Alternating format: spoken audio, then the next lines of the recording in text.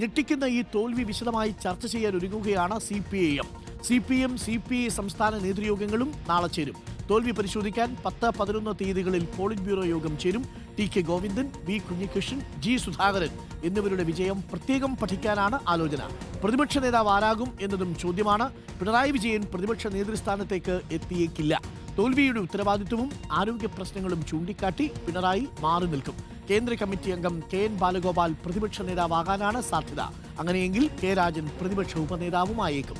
റഹീസ് റഷീദുണ്ട് കൂടുതൽ വിവരങ്ങളുമായി LDF ക്യാമ്പിൽ നിന്ന്. Rahees Rasheed, very good morning. നമ്മൾ സാധാരണ CPM ഒക്കെ പരാജയപ്പെട്ടാൽ സോഷ്യൽ മീഡിയയിലൊക്കെ പോരാളികൾ പറയുന്നത് ഇത് തിരിച്ചു വരാൻ പറ്റാത്ത ദൂരയാത്രയല്ലേ തന്നെ സഖാക്കളെ എന്നൊക്കെ പറഞ്ഞാണ് ഇടുക.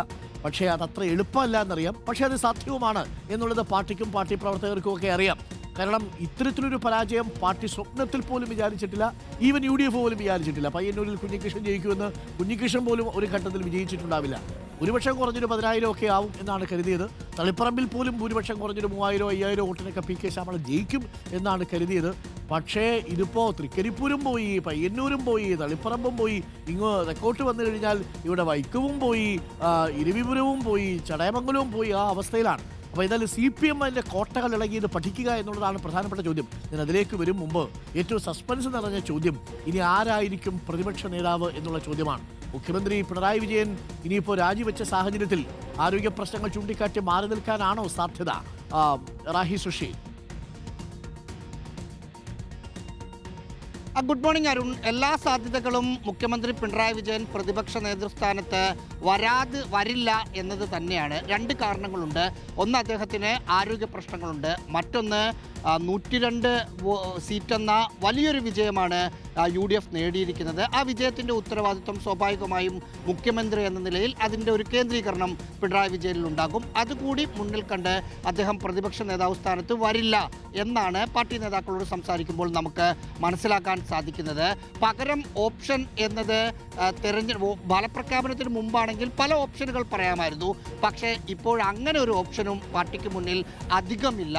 ആകെയുള്ള പ്രധാനപ്പെട്ട ഓപ്ഷൻ എന്ന് പറയുന്നത് ധനകാര്യ വകുപ്പ് മന്ത്രിയായ കൊട്ടാരക്കര MLA ആയ കേന്ദ്ര കമ്മിറ്റി അംഗമായ KN ബാലഗോപാലാണ്. ഏതാണ്ട് KN ബാലഗോപാൽ തന്നെ പ്രതിപക്ഷ നേതാവായി വരാനാണ് എല്ലാ സാധ്യതകളും ഉള്ളത്. ഇനി വ്യക്തിപരമായി KN ബാലഗോപാൽ ഞാനില്ല എന്ന് മറ്റോ പറയുകയാണെങ്കിൽ മാത്രം, സ്വാഭാവികമായും CPM അങ്ങനെ പറയുന്ന ഒരു രീതിയൊന്നുമില്ല. അങ്ങനെ എന്തെങ്കിലും വന്നാൽ മാത്രം ഓപ്ഷനിൽ ചർച്ച ചെയ്യാൻ 2 പേരുകൾ മാത്രമുള്ളൂ. CPM സംസ്ഥാന സെക്രട്ടേറിയറ്റിൽ നിന്ന് വിജയിച്ച മുൻ മന്ത്രിമാരായ PA മുഹമ്മദ് റിയാസും സജി ചെറിയാനുമാണത്. അതിൽ സീനിയോറിറ്റി വെച്ച് നോക്കുമ്പോൾ സജി ചെറിയാനാണ് അവരിൽ കൂടുതൽ സീനിയോറിറ്റി ഉള്ളത്. മറ്റൊന്ന്, KN ബാലഗോപാൽ പ്രതിപക്ഷ നേതാവ് സ്ഥാനത്തേക്ക് വരുമ്പോൾ ഇന്ന് തെക്കൻ കേരളത്തിൽ നിന്ന് ഒരു പ്രതിപക്ഷ നേതാവ് കൂടി CPM വരുന്നു എന്നതാണ്. VS അച്യുതാനന്ദൻ ആലപ്പുഴയിൽ നിന്ന് വന്നിട്ടുണ്ട്. കൊല്ലത്ത് നിന്ന് CPM ഒരു പ്രതിപക്ഷ നേതാവ് വരാനാണ് എല്ലാ സാധ്യതകളുമുള്ളത്. അതിൽ വലിയ മാറ്റങ്ങൾ ഉണ്ടാകാൻ ഒരു കാരണം കാണുന്നില്ല.